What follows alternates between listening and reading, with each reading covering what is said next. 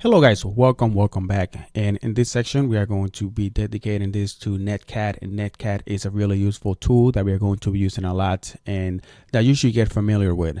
With Netcat, you can do a lot, and a lot of people call it the TCP/IP Swiss Army knife.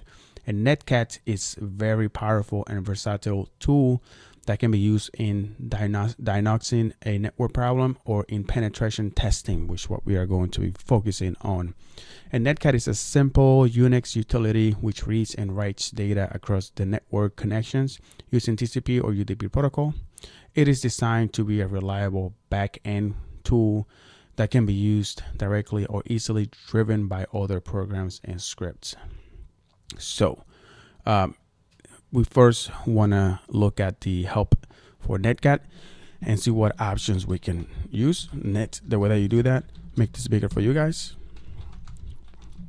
Netcat, if you do the help command or just is it one or two? It's the only one. Okay, so the Netcat help option over here.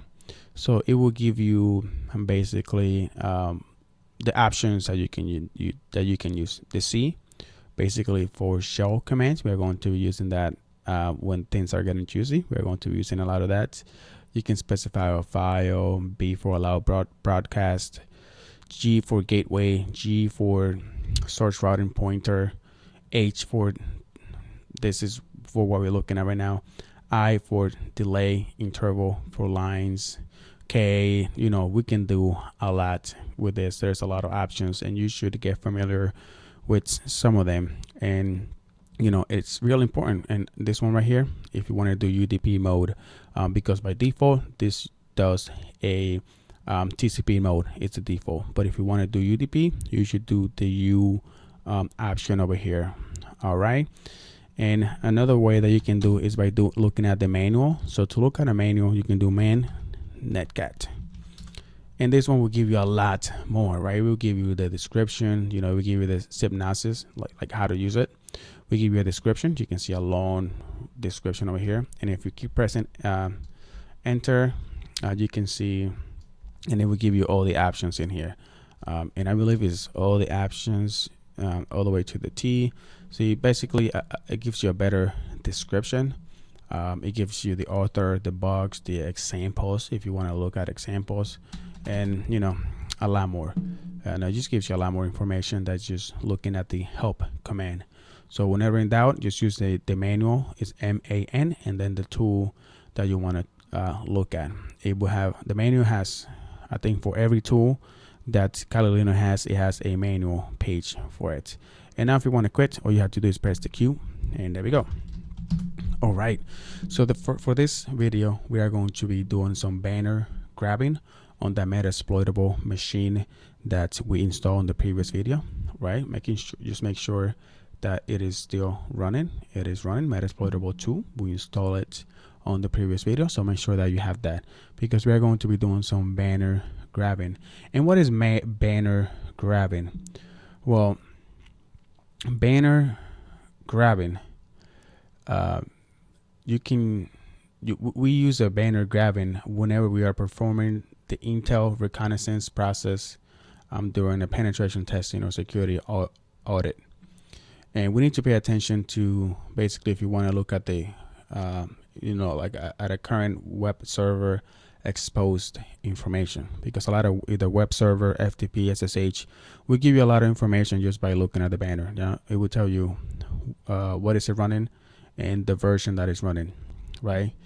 And that's why it is important to do like a banner grabbing. It's really easy to do, and you can just do it manually with Netcat, and you can run it on FTP servers, web servers, SSH, and a lot of other ones. And for this one, we are going to be doing it on FTP servers, web servers, and SSH servers, because Metasploitable is running SSH, FTP, and also I believe it's running an Apache server on port 80. And let's go ahead and do some banner grabbing, and it is really easy to use. All you need to do is, if you do Netcat, and then you want to point to the IP address 10.10.10.6, which is the IP address of the Metasploitable machine, right? And then after that, you specify the port. And you can see over here that really quick, we can see that we just ran this Netcat with the IP address of where we want to go and the port number. And you can see over here, we have some really good information. It tells you that it is a FTP server running with this version. And there's a lot of useful information because you can grab this and you can look to see if this is actually vulnerable, right? If there is a bug, or if you can easily exploit this. So by just going to exploit DB, right? Exploitdatabase.com or exploit-db.com, and in here you can search for FTP 2.3.4 version, and you can see that there is a backdoor command execution. You can do it manually, or you can do it with Metasploit, right? Which is really cool, right? So that is a banner grabbing, right? Just getting that information, right? By just doing this Netcat at this port, the server gave me the information really quick. Didn't need to use an Nmap or anything like that. Just by doing a Netcat connection to that server, I was able to get that information. Netcat, really useful tool. Now let's go ahead another one, and let's go ahead and go port 22. And in port 22 over here, it tells me that it is an OpenSSH 4.7. It is a Debian Ubuntu machine. Okay, so let's go ahead and grab this information and see if we can find, did I close that session? I don't think I did. I think I have it still running. And let's go ahead and search for this on nothing. Let's see, SSH 4.7, nothing. Let's go ahead and search just a Google search, or Google search should be the default. 4.7, and we can see vulnerable, to see if it's vulnerable, right? So you can see the open SSH 4.7 P11 or P1. Okay, let's go ahead and see if we can just say 4.7 P1, 4.7. Nothing for SSH 4.7 in here. So it looks like it's not vulnerable, guys. But if you go over here, open SSH version 4.7 P1 security vulnerabilities, and there's probably a couple. And you can see this one is a 3.7, not that bad. But we have this one that it is a 9.8, and it's declined in OpenSSH mishandles failed cookie generation for untrusted X11. So we can probably attack this and get access to the server just by, oh, look at this one over here too.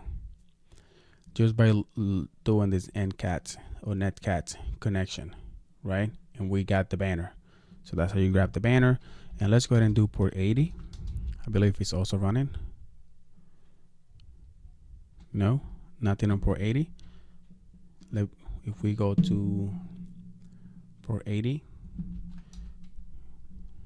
and there is a port 80 right here, but it didn't give me any banner. That means that they are that the server removed the banner, because that's something that you can do.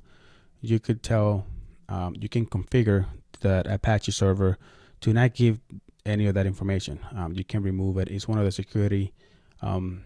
It's one of the securities that a lot of people recommend. It's just to remove that information from the banner, because by just doing a simple Netcat connection, you can get the banner, and you can go and start doing some research and see if you can find a way to get access to the system. So yeah, that's it for this video on doing a banner grabbing with Netcat. I will see you guys on the next one. Bye bye.